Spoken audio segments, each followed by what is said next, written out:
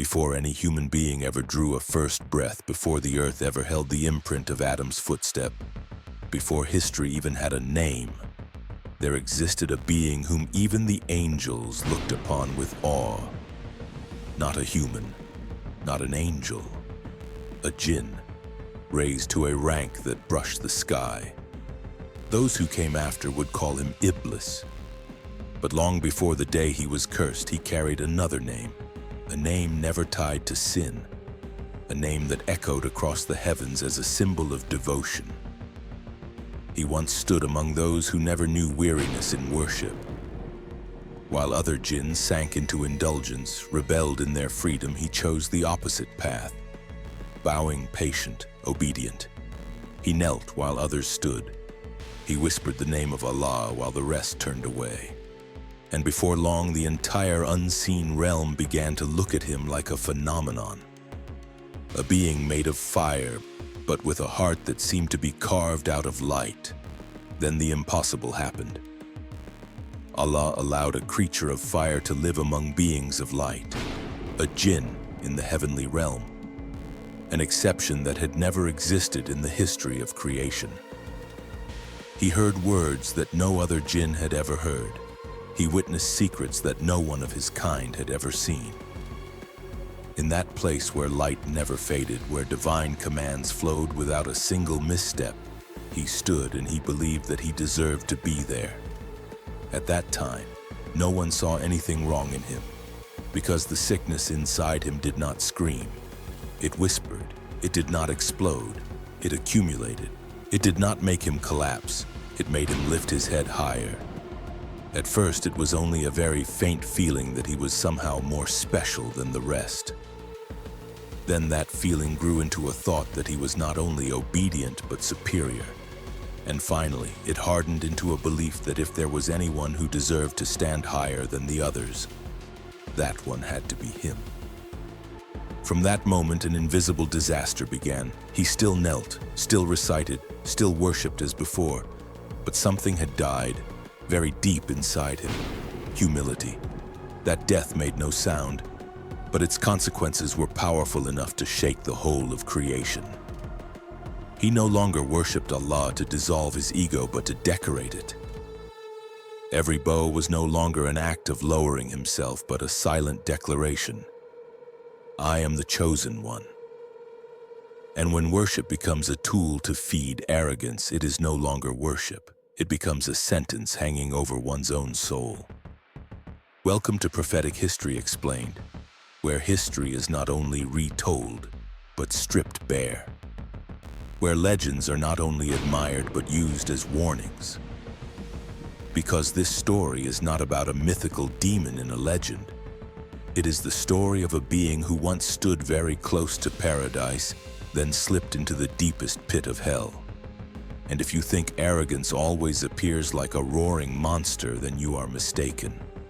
Sometimes arrogance wears the robe of piety. It wears the crown of goodness. It smiles in the name of fearing Allah, but inside it gnaws away at the soul, little by little, until there is nothing left to save. He did not know that Allah was letting him walk all the way to the end of himself. Not because Allah is cruel, but because Allah is just. There is no light more brilliant than truth when it is exposed. And there is no judgment more fair than when a heart is allowed to reveal its own nature. His glory was not a reward, it was a test. Paradise opened before his eyes, not to guarantee that he would remain there, but to see whether he truly deserved to stay. And the answer was about to be written by a single decision. One command, one moment, one unmasking. A moment when the entire heaven held its breath. A moment when the one who had once been praised became the one who was cursed. A moment when a being of fire dared to stand against the command of the Most High. If you want to know what turned a praised being into the most cursed one, if you want to witness the moment when paradise closed and hell opened, then do not turn away. Before this story steps into that defining moment, subscribe to Prophetic History Explained to support us as we continue to bring you stories that awaken the soul. untold layers of sacred history, and truths powerful enough to change the way you see the world, yourself, and your destiny. On that day, the heavens did not tremble with thunder nor blaze with heavenly fire. There was no trumpet blast, no earthquake announcing a world-shattering event. The command of Allah came in absolute stillness. Yet that very stillness made everything in the unseen realm tremble. Allah declared that He would create a new being, not brought forth from light like the angels, not rising from fire like the jinn, but shaped from earth, a material that no one in the heavenly realm had ever valued. A heavy substance, ordinary and low in the eyes of those who were used to soaring through the layers of the sky. But what stunned the heavenly realm was not the material from which this being would be made, but the way Allah spoke about him. This was not going to be an ordinary creation. This would be a being who carried within himself a knowledge never given to anyone before. A being who could reflect, discern, choose, fall, and return. The name of that being was Adam. The heavens fell completely silent, listening. No one objected, no one questioned. Because for the angels, the command of Allah is a truth that needs no explanation. But in the midst of that silence, there was one soul that was not at peace. He heard every word, but he did not accept them. He listened with his ears, but in his heart he was arguing. When the command was issued, it was not spoken with harshness, and it did not carry the tone of judgment. It was simple to the point of being terrifying, prostrate before Adam. It was not an act of worship. It was not declaring him a god. It was acknowledging that the worth of a being does not come from us, but from the one who created it. Then, like a wave of light, the angels bowed down, without hesitation, without delay. No one stayed standing to think it over, because for them obedience is not a choice, it is their nature. But among the countless rays of light falling in the same instant, there was one being who remained standing. No movement, no bowing, no trembling, only stillness. And that stillness was like a crack running through the heavens. In the span of a single breath, this was no longer the story of a favored being. It became the story of a soul standing in opposition to truth. The question was no longer, did anyone see that he did not prostrate? It was, why did he refuse to bow? He did not remain silent for long. Because an arrogant heart can never endure the silence of truth. I am better than him, his voice rang out through the heavens. It did not shake. It did not hesitate. It carried no shame. You created me from fire. You created him from earth. In that one sentence, he tore away the last mask from his soul. No one stripped it from him. He ripped it off himself. In a moment, the entire heavenly realm understood. The one he worshipped was not Allah. The one he truly worshipped was himself. He had turned his origin into a scale for measuring worth. He made himself the standard. He used material to judge the soul. And that is the root of all error. Because Allah does not look at fire or earth. Allah looks at the heart. Allah does not measure by origin, He measures by submission. Greatness does not lie in what you are made from, but in the one before whom you bow. But he did not understand. Or worse, he refused to accept. Because to bow before Adam would mean admitting a truth he could not bear. He was not the center of the universe. And for one who had grown used to feeling like the highest of all creation, accepting a place behind a being of earth was more painful than any fire. He was not forced out by power. No hand pushed him. No angel dragged him away.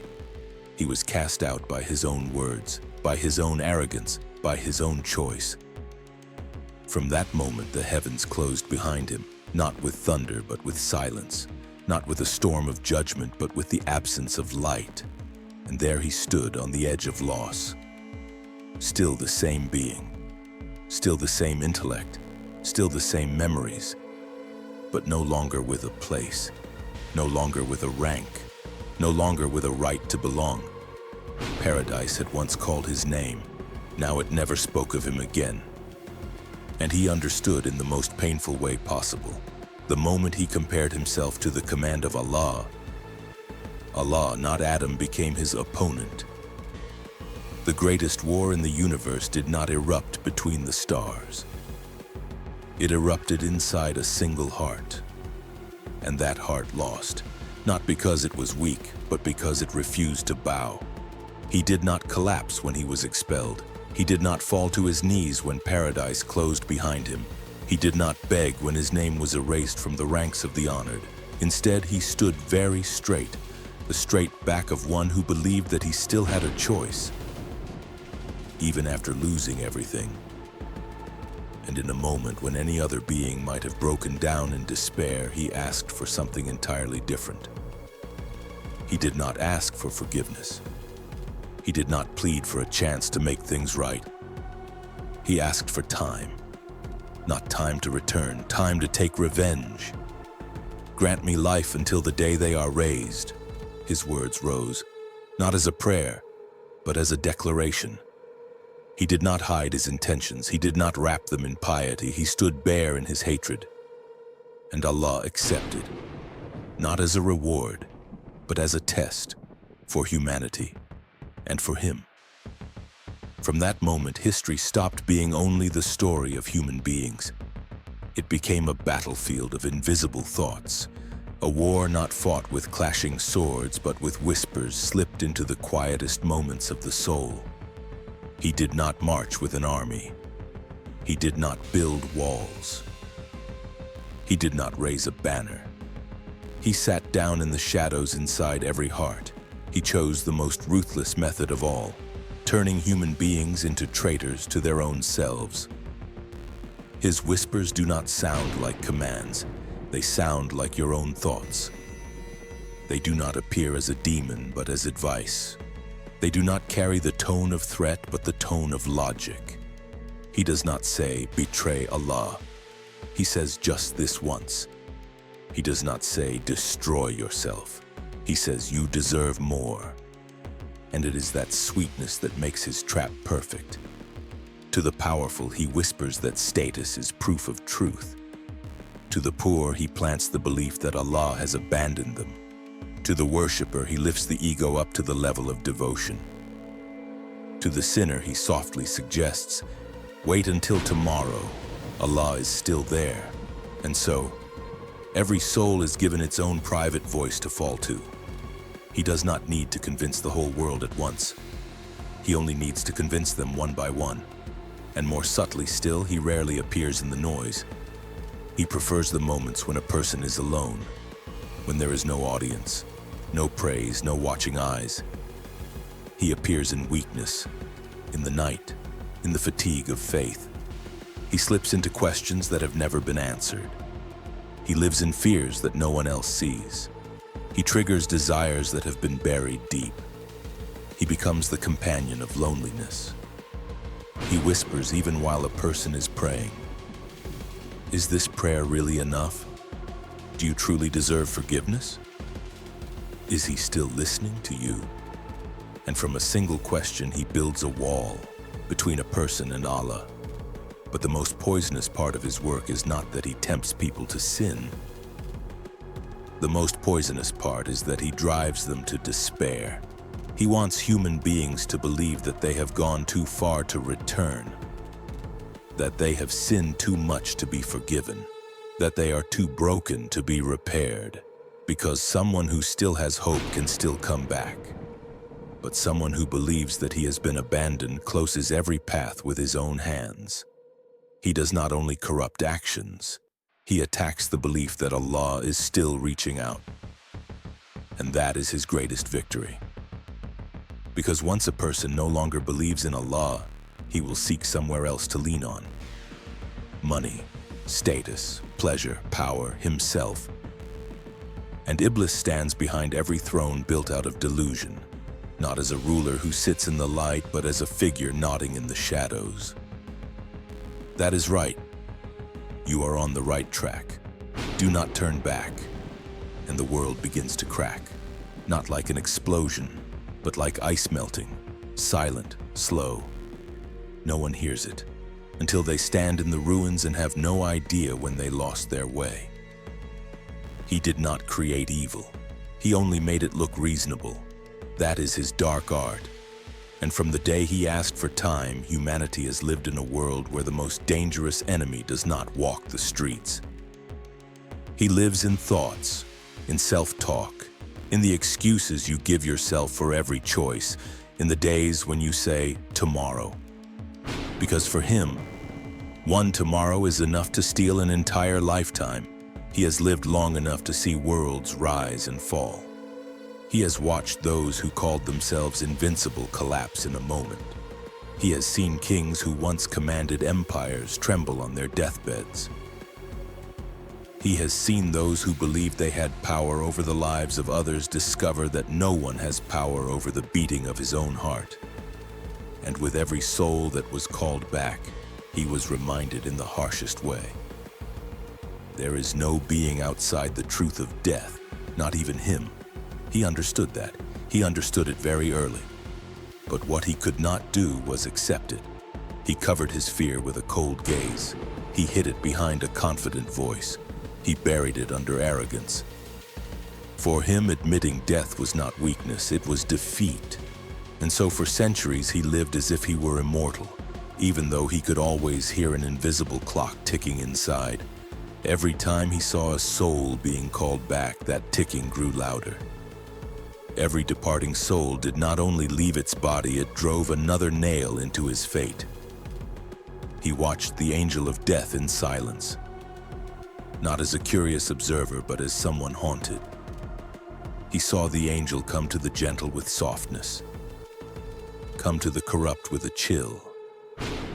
He saw that hand hesitate before no wealth and pause before no power. And he knew that one day that hand would rest on his own soul. That day did not arrive with noise, no trumpets, no alarms, no warning, only a presence. The air grew heavy as if creation itself was holding its breath. Space seemed to bend in ways no being could fully grasp. Then he felt what he had avoided for thousands of years. Pure fear. Not the fear of war. Not the fear of an enemy. The fear of one who knows he has reached the end of the road. For the first time since his fall into darkness, he trembled. Not because the one before him was stronger, but because the truth before him was something he could not manipulate. He wanted to speak, but lies vanish faster than any sound in the face of truth. He wanted to argue, but arguments cannot exist when the command has already been given. So he did what he had always done. He tried to run, not with his feet, but with a frantic instinct to survive. He tore through realms like a storm starved for blood. He changed form. He became things that no one had seen and no one could name. He hurled himself through cracks in existence like a drowning man clutching rotten planks in an endless sea. He hid in places where no light reached. He sank into levels of darkness that human beings could never imagine. But wherever he went, the angel was there first. Not walking fast, not walking slow, not angry, not compassionate, simply arriving. And that arrival was enough. He called out, not with the voice of a commander, but with the voice of one begging. He called to those who used to kneel to him. He called to the shadows that had once called him their master. No one answered. Those who had lived by fear now died trembling. Those who had once believed in his false eternity now shattered in terror. He stood there for the first time in his entire existence, completely alone. He knelt, but not to pray. He knelt like an animal cornered with no escape. He begged, not for forgiveness. He begged for one more second of existence. But time did not reply, and the angel of death did not speak. His soul was torn out in a way unlike any other soul. Not gently, not neatly, not smoothly. It was like a metaphysical rending where every sin he had planted in the world came back like a blade. Every whisper he had ever breathed turned into a spear. Every doubt he had sown became a chain. Every despair he had carved into someone's heart became a saw cutting deep into his very being. His scream did not echo as sound. It fell straight into the depth of existence. No one heard. No one answered. No one felt pity, because creation was never made to weep for one who betrayed truth. When his soul left his form, what remained was not a fallen body. It was the collapse of a false legend. It was the moment when the entire unseen world witnessed that the one who had spread fear into human hearts finally tasted fear in full. There was no one left to deceive, no one left to manipulate, no one left to blame. Only him and the truth he had spent his whole life running from. Then, in a silence as deep as an abyss, the command was completed perfectly. No debate, no delay, no mistake. He had asked for time, but in the very last instant he did not receive even one extra second. His death did not end in silence. It spread like an invisible shockwave, sweeping through the layers of the unseen and leaving behind something more terrifying than a scream. Emptiness. A void where the one who had spread darkness once stood. In the world of those who had called him master, order fell apart in a single breath. No more leader, no familiar whispering voice, no more promise that no matter how wrong they were, they would win in the end. Everything crumbled like a kingdom built out of mist. Those who had walked in fear now shook in despair. Those who had once been proud soldiers of darkness now wandered like orphans in a world with no home. They whispered to one another what they had never dared to think before. If the one who went before them could not escape, what hope did they have? In that instant, darkness was no longer strength. It became nothing but shared panic. At the same time, elsewhere, hearts that had grown weary from this invisible war finally exhaled a long breath. Not a cheer, not gloating. A quiet relief like rain falling on land that had been cracked by years of drought. They did not rejoice because someone was punished. They rested in the knowledge that justice had finally shown itself, that the tears shed in the night, the broken prayers whispered in fear, the painful returns after failure had never vanished into nothing. But not everyone found comfort in that moment. On the other side, those who had lived by whispers woke up in a panic they could not name. They called out to a name that would never answer again. They searched for a voice that was now eternally silent. They stood before a naked truth. The one they thought had been leading them never truly held any power. He did not open paradise for them. He did not close hell for them. He only pointed. And they walked. What crushed them was not the sentence. It was the truth. The truth that no one forced them, no one dragged them, no one held their hand and wrote their choices for them. They had heard the whispers and decided they were their own thoughts. When everything was laid bare, the heaviest price was not pain. It was waking up too late. In the place where time no longer exists, in a realm without days or nights, where everything is measured by truth and not by excuses, he rose again. Not as the being who once stood in the heavens, but as a soul nailed to the consequences of its own life. No one greeted him. No one honored him. No angel looked at him with respect. His name became nothing more than an echo of sin. He was not questioned. He was not given a chance to defend himself. He was not allowed to delay anything. Only the sentence was carried out. There was no need to read it aloud. His entire life had already written it. Then the day came that every soul had always feared. No war cry, no armies, just one command. And the universe tore apart like an old cloth. Mountains crumbled, seas vanished into steam. The sky rolled up like a closing page. All life went silent, even the angel of death. And in that emptiness of creation, Only one name remained, a name that did not need anyone to utter it, the ever-living. Then the call to rise rang out. Graves burst open like doors blown from their hinges. Souls surged up in terror and astonishment. And among that sea of beings standing naked before truth, he was dragged forward like a criminal. No robe, no title, no authority, no right to speak. Those who had once bowed to him now saw him as nothing more than a lost creature. Not magnificent, not terrifying, just a being crushed by his own failure. He searched for a gaze to cling to. There was nothing but contempt and shock. When the judgment was declared, it did not crash like thunder. It fell like fate. No debate, no negotiation, no other path. A gate opened, and the heat hit them before the fire did. It was like a burning truth tearing through every illusion he had ever built. Chains did not bind his hands and feet. They bound his entire being. They did not restrain movement. They strangled hope. And as he was dragged away, no one ran after him. No one screamed in his defense. Those who had once stood with him stepped back, realizing that the true betrayal had not come from him. It had come from themselves when they handed over their souls to a whisper. The fire was in no hurry. It did not devour him in an instant. It kept its prey alive. It did not allow death. It forced existence in endless pain. Every burning moment was a reminder that arrogance is never erased by forgetfulness. It is carved into consequence. But while the fire closed upon him, another door opened for those who had once trembled under the whispers but still turned back. No screams, no chains, no shadows, only peace, only light, only the feeling of finally coming home after a long journey of being lost.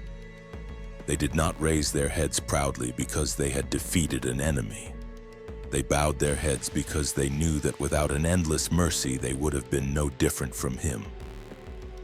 And so the story comes to an end. Not as a legend, but as a verdict. Not meant only for him, but meant for you. Because he was not destroyed for lacking rituals. He was destroyed because he placed himself on the same level as the command of Allah. And as long as you are still breathing, his path does not have to be yours.